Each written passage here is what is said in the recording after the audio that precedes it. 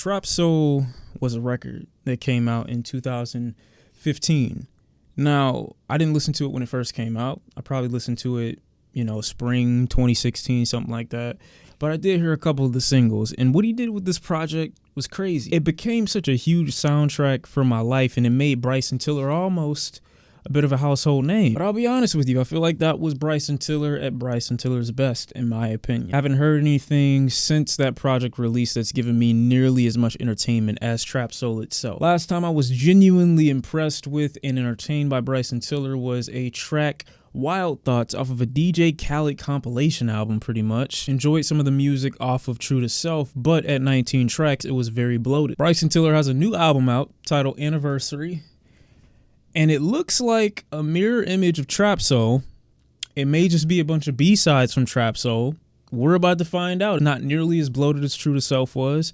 I'm really interested to see what he's done and what he may have been inspired by over the last 3 years since his last drop. A lot has changed, not only in the world, but from what I've been able to see, Bryson Tiller's own personal life. I'm ready to go though, man. I am. I'm ready to, I want to feel like I want something again, That's what the music that he was making before, that's the mood that he put me in. I feel like there's something I want, something that I need, and I don't have it yet. Apologizing for things that I didn't do, saying sorry for things I never said. I just want to be in a constant state of remorse, even if I did nothing wrong. So we have a new album out from Bryson Tiller. The first track is titled Years Go By. Years have gone by.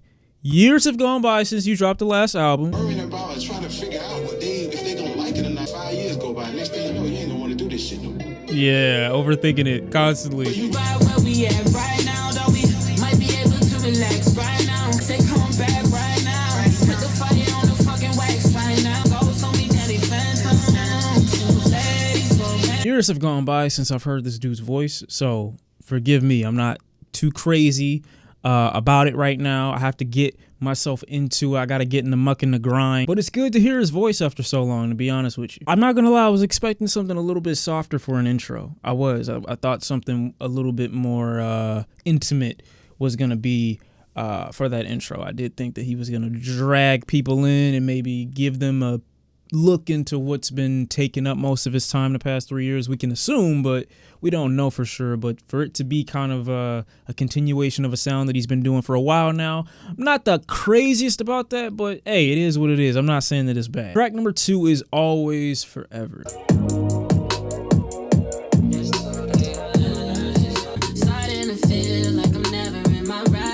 Yeah, this right here. I'm sorry. I didn't do nothing wrong, but my bad.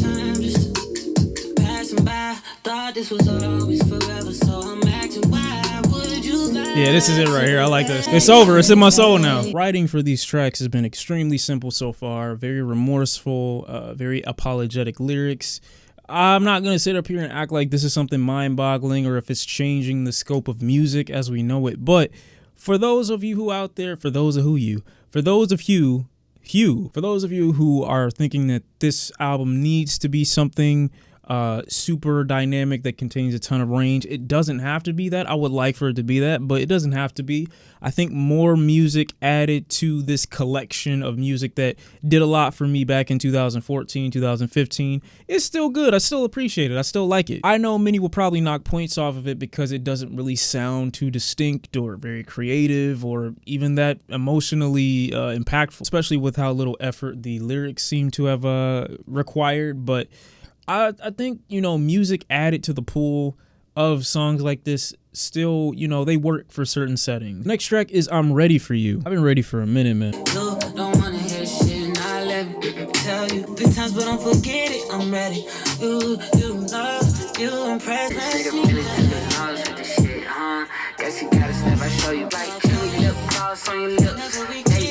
We gonna do this voice the whole song, or? All right, that's another one of those tracks that, man, it's like you either hit that note or you don't. And I feel like for Bryson Tiller to be hailed as like this singer, this R&B guy, I don't really feel like his vocals have been standing out as like the forefront of the music. They never really have, in my opinion. I sound kind of like low-key shade, like I'm throwing low-key shade at him this whole time, but I'm not. I just feel like everything that's out right now, I'm able to kind of take all those things into consideration and kind of look at Bryson's music from a broader perspective and see maybe it's not doing too much for me right now because I have so many other things in my mind to compare it to. There are so many other examples of amazing singers out there. And when I'm hearing him do this for such a highly anticipated album, it kind of seems a derivative of music that he's already made in the past. And to such a high degree for this to be your first album 3 years later, I'm not saying that it's bad. I'm just saying maybe a little bit more could have went into this so far. And that track got monotonous really quickly. I didn't think that vocal effect would last as long as it did, but it did. There haven't been many beat transitions. Most of the tracks, from what I can see in the beginning, have started out with this kind of radio far away, what's the word I'm looking for? Sample-esque intros. So while these aren't bad, I'm just waiting on something a little bit more. Track number 4 is Things Change. Got a lot of different elements here, okay? I like this. Musically, this is all right.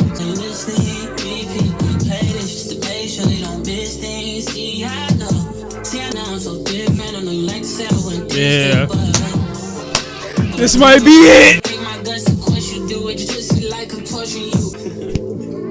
Don't laugh, keep rapping. What the fuck is wrong with you? Yeah.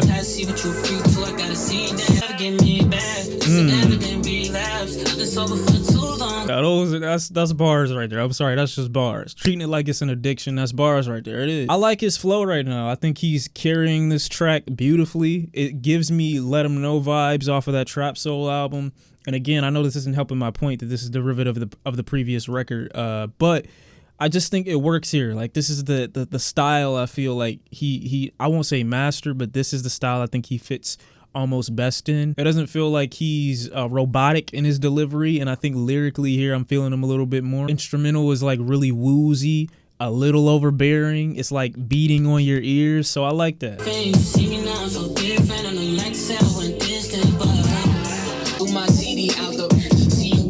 You threw your CD out because it was trash or something? Yeah, see, Things Change. That's gonna be, and there's a beat change. There's a beat switch up in there too. I like that. I like that a lot. That track's probably the best one on here. I like beats and instrumentals too, at least for Bryson Tiller and what he can do musically for me. I like beats that are a little overbearing. You know, I like that, but he's still able to ride it. Y'all are just so immature. I just know you are. But he's still able to take it, you know, somewhere else. Track number 5 is Timeless Interlude. Bryson Tiller be killing it with the interlude, so I really don't expect nothing less than amazing right here.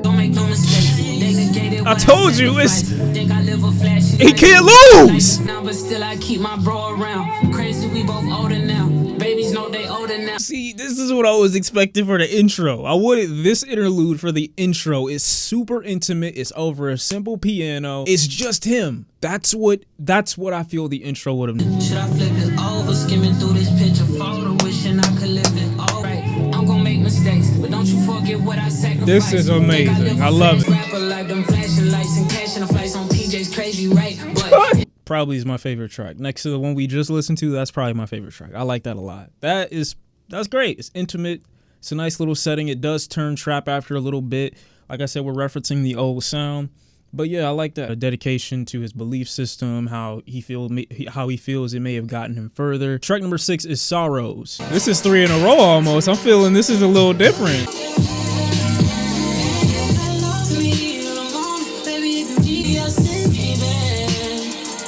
Do the same, don't tip me, baby.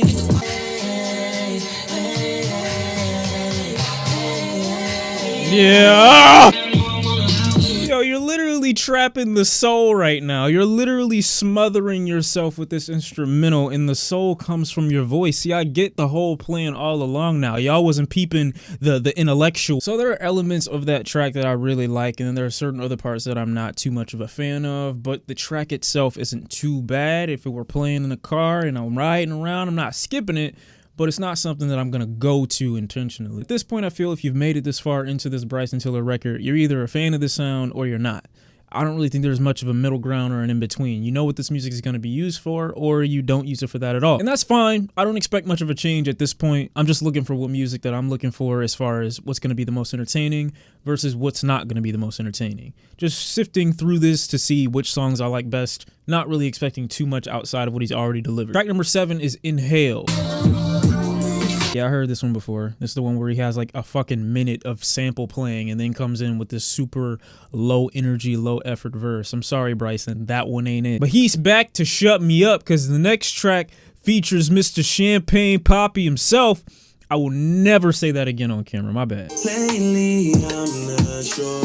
One thing for sure. I don't know. I didn't know what to expect. I'm gonna let y'all know right now. This don't sound like none of the Drake x Bryson Tiller type beats I've seen on YouTube over the last 5 years. Simple, always find a way to dodge these issues. All right, Drake's verse was about what I would have expected out of a Bryson Tiller x Drake song.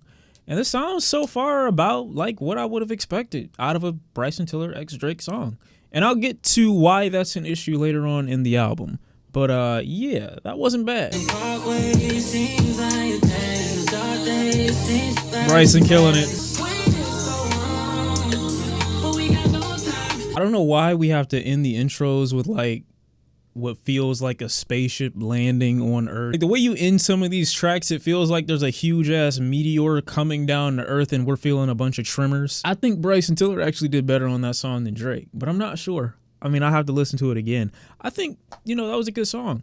It just wasn't what I was not expecting. You know, it's everything that I already thought a song from the two of them would be.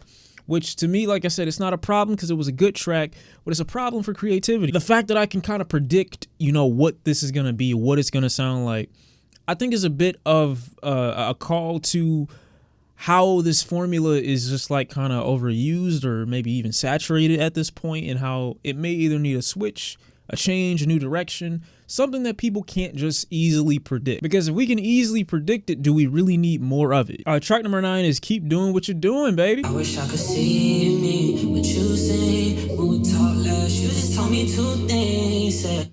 Man, it hits different, you know. Sometimes you got to sit back and think like, wow, I might not believe in me, but this person that is like the light of the world to me says that they believe in me. Now, of course, if they're family, it's like, you're supposed to believe in me. You're supposed to see the good in me. Of course, you're biased. You don't really feel exactly what it is that they're saying because you feel like they're saying it just to say it. But if you're one of the fortunate people to outlive somebody like that in your life, and you see the people that either attend their funeral or the people that held them in high regard, you realize how much of a compliment something like that is, and how much if you believed it too, they wouldn't worry about you as much.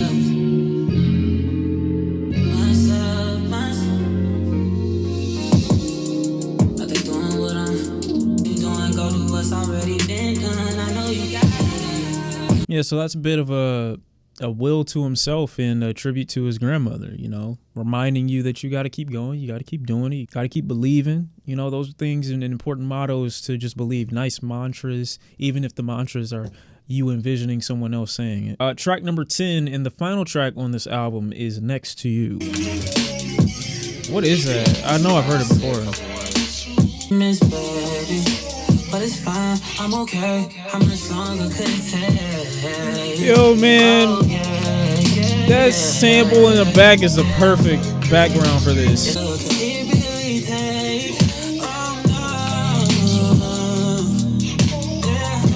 All right, I'm gonna be honest with you. That's the end of the album. Bryson Tiller says there's another album coming this year. I feel this is a nice sequel to a degree to Trap Soul. I don't believe nearly as many of the songs on this album can compete with some of the songs on Trap Soul when it comes to either, you know, their overall enjoyment or even virality. I don't believe a lot of these songs are going to be hits like that. But there is a certain intimacy to a lot of these tracks that I feel a bit of Trap Soul didn't necessarily have. But those things considered, I think a lot of this project suffers from being too derivative of Trap Soul, and even more so derivative of Trap Soul without the direction of Trap Soul. I mean, I felt like at least the direction of Trap Soul was focused on a man who always felt regretful or remorseful about things that he said or did, always putting himself in the position where he'd have to adhere to someone else in order to gain their forgiveness so he could get back in their good graces. But here it feels like he doesn't need to do that anymore, which I'm happy for, but at the same time, it leaves a bit of this album lacking some form of purpose, you know? outside of him making an album to appease his fan base, making an album to also let people know what he's doing now, which doesn't seem to be that much different from what he was doing before. There are tracks here that I feel like he just definitely taps into what I like his music for most. Tracks that feel a little bit more bare bones and sometimes a little bit more minimalistic, which I do think kind of appeal to this intimacy that I feel the album kind of has or shrouds itself in. But I feel this project by itself doesn't stand on its own 2 feet because of what it references. And when there is minimalistic production here, we don't really hear Bryson Tiller, at least from what I can hear or get. I don't really hear his voice stand out so much to kind of compensate for some of the production being as simple as it sometimes is. I'll keep about half of this project with me, and the half that I'm keeping, I feel most of Trap Soul beats. And I know people are going to give me flack for comparing it to Trap Soul, but literally the fucking cover and the date of which it was released, all of it references this is what that album would have been 5 years later, is what I feel like. So Anniversary from Bryson Tiller is definitely a nice update, but it doesn't feel nearly long enough. It feels like a bit more of an EP mixtape-ish type thing than a fully realized album. And that's okay, because I feel like if he's going to release something else, it may be entirely different than Trap Soul or Anniversary, which I'm definitely more excited for. I feel like I can add these songs to Trap Soul itself, but I don't feel like the album stands as a project on its own if you don't refer it to what it references on the cover. And I feel like if you like Bryson Tiller, there's no reason to not go into this album expecting to be entertained. But for the most part, are we getting anything new? Are we getting anything crazy outside of his skill set that he's shown us thus far? Not really. So Bryson Tiller with Anniversary. I dig it. I like it. There are some parts that I like and just other parts that I don't. But as a project, I just don't think this stands up to snuff with everything else that I've heard from him. But hopefully the next album, he really, really does something incredible and shocks us all. That's been me. It's been real. I'll see y'all next time. And I'm out. Peace.